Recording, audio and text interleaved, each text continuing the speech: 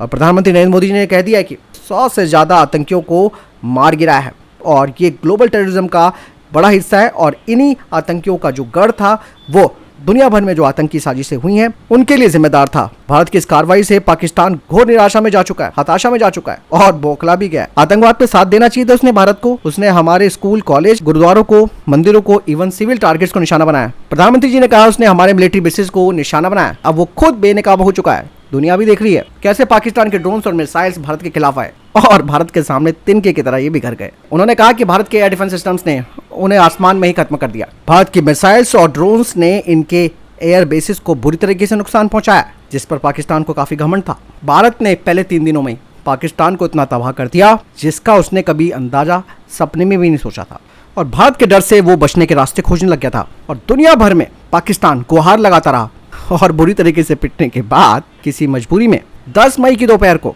पाकिस्तानी सेना ने डर के हमारे डीजीएमओ को संपर्क किया और तब तक भारत अपना काम कर चुका था।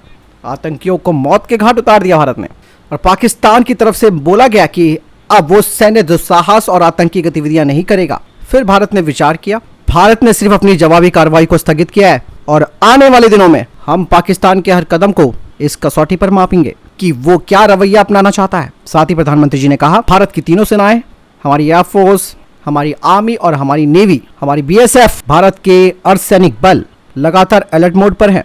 सर्जिकल स्ट्राइक और एयर स्ट्राइक के बाद ऑपरेशन सिंदूर आतंक के खिलाफ भारत की नीति है। ऑपरेशन सिंदूर ने आतंक के खिलाफ लड़ाई में एक नई लकीर खींच दी है, एक नया पैमाना तय कर दिया है। पहला, भारत पर अगर आतंकी हमला हुआ तो मुंह तोड़ जवाब दिया जाएगा और हम अपने तरीके से अपनी शर्तों पर जवाब देकर रहेंगे और हर उस जगह जाकर कठोर कार्रवाई की जाएगी जहां से आतंकी जड़ें निकलती हैं।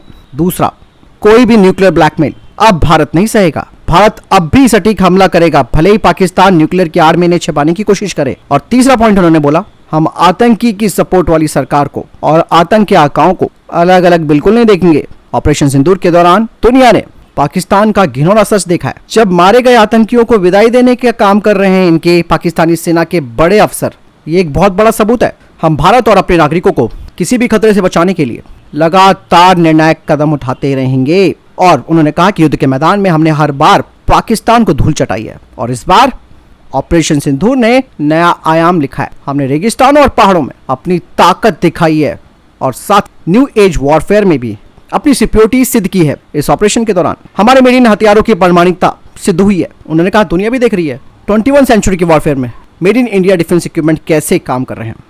पर दोस्तों, प्रधानमंत्री जी ने बड़ी बात बोल दी है। उन्होंने कहा कि अब पाकिस्तान के साथ बात होगी तो सिर्फ पीओके को लेकर होगी। ये बहुत बड़ा स्टेटमेंट है दोस्तों, यानी कि पीओके को लेकर भारत की तैयारी पूरी हो चुकी है।